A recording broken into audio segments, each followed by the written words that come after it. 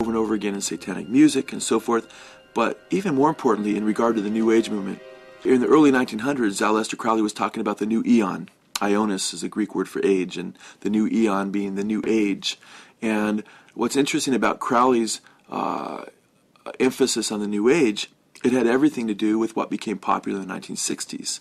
In his shocking 10-hour documentary, They Sold Their Souls for Rock and Roll, Pastor Joe Schimmel exposes the role of music in furthering the New Age through the 1960s counterculture movement and reveals Aleister Crowley as the patron saint of rock musicians.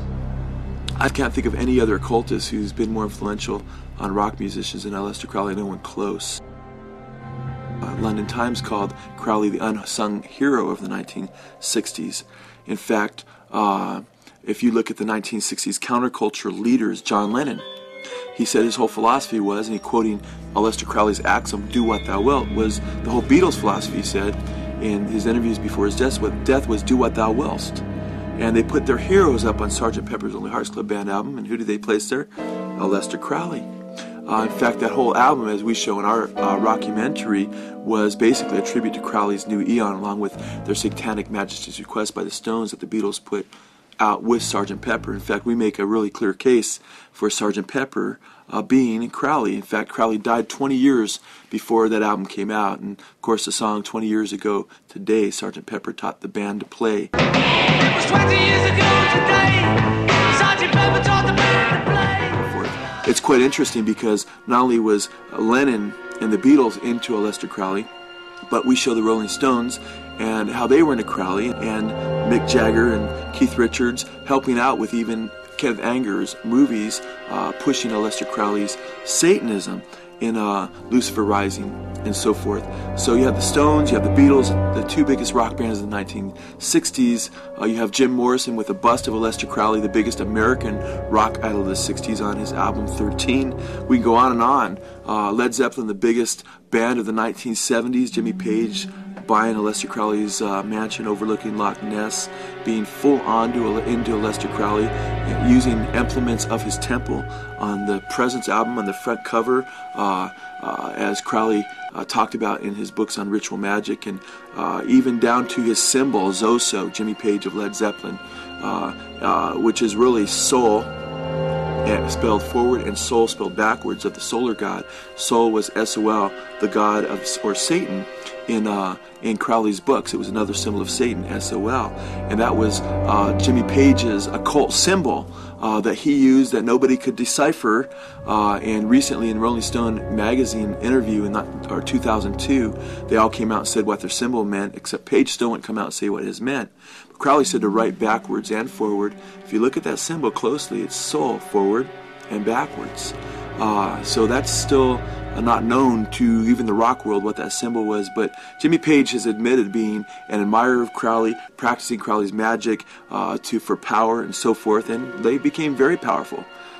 These bands sold their soul for rock and roll, so to speak.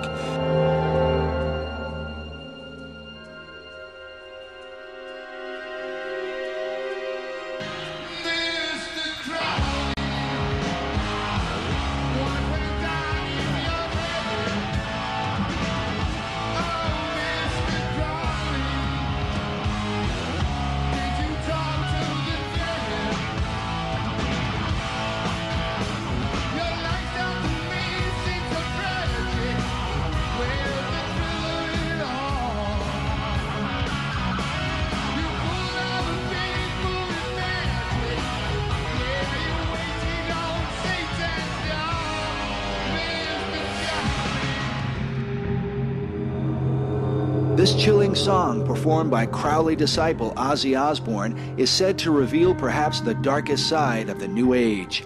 In the latter half of the song, listen as Osbourne calls upon Crowley, known as the Great Beast, to ride his white horse. Schimmel and others believe this to be symbolic of the coming Antichrist, known as the first horseman of the apocalypse. In the book of Revelation we read, "And I saw, and behold, a white horse, and he that sat on him had a bow, and a crown was given unto him, and he went forth conquering and to conquer."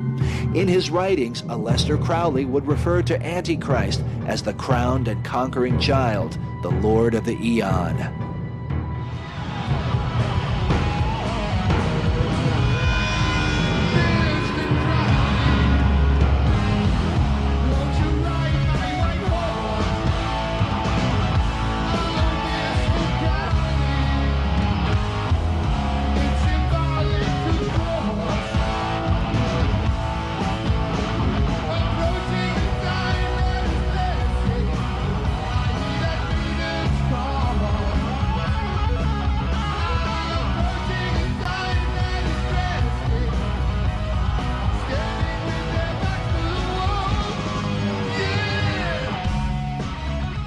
Standing with their backs to the wall is a key phrase in this song. Some researchers believe it denotes the mass murder of those who refuse to worship the New Age Christ. Standing with their backs to the wall, awaiting execution. And ultimately, that's where all this is leading. I mean, it's all about peace and love on the outside. But when it all comes down, there's going to be a brutal leader that will emerge, who Crowley was forthright enough to talk about in his books, and talk about this bloodbath that would come, wherein Christians would be put to death in the establishment of the New World Order. But is this merely the radical view of a drug-crazed Satanist like Aleister Crowley? Or is there, as many suggest, a global effort at work? We remind the viewer that the 20th century is without question the bloodiest in man's history. Some 170 million lives were lost to Nazism, communism, and the various killing fields of the world because of the darkness in the hearts of men. The Bible warns that the heart of man is deceitful above all things and desperately wicked. Who can know it? For out of the heart proceed evil thoughts, including murder.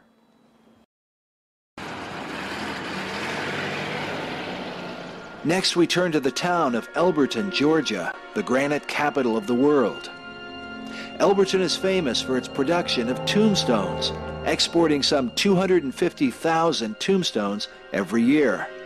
Oddly enough, the town that makes a living through death is also the home of what some consider the most threatening monument in America. A monument that some believe is a symbol for the coming Holocaust, promoting a depopulation effort at a massive scale. It was back in 1979 when a stranger came to Elberton, Georgia. Now, Elberton, Georgia is on the eastern part of Georgia, very close to the South Carolina border. And this stranger said that he was part of a secret group, and they wanted to build a great granite monument. This was done by a guy who gave a pseudonym, came in, paid cash, had this company set these things up in 1980, called himself R.C. Christian, but that's not his real name. It says it right on the stones, a pseudonym. Nobody knows his real name because that isn't his real name. Nobody knows who put the money up other than this fictional individual. Nobody knows what secret group he represents. Of course, Elberton mines granite. They make tombstones there. And they had the facilities to mine the granite. But he gave very, very specific directions as to how this was to be built, so that it would always be aligned in certain ways, so you'd always be able to see the North Star, so it would be aligned with the moon and with the various phases of the sun. And very, very similar to the Stonehenge that they have in England.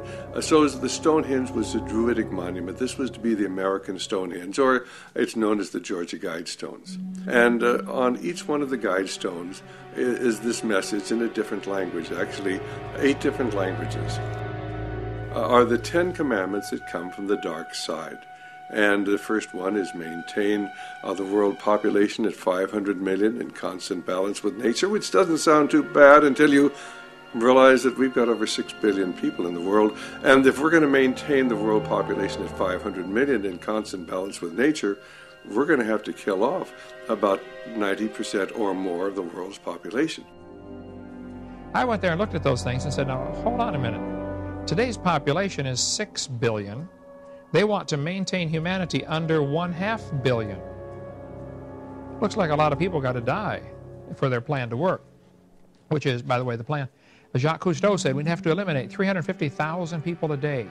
1/3 of a million people a day would have to be eliminated to save Mother Earth. Bill Clinton said we need to reduce the population of the Earth to 1 billion. There are a lot of folks who would like to reduce the population of the Earth. Aleister Crowley taught that a global massacre would be necessary to bring about the New Age. He wrote, "There is a magical operation of maximum importance, the initiation of a new eon. When it becomes necessary to utter a word, the whole planet must be bathed in blood. Before man is ready to accept the law of Thelema, or will, the great war must be fought. This bloody sacrifice is the critical point of the world ceremony of the crowned and conquering child as Lord of the Eon. This initiation takes place to remove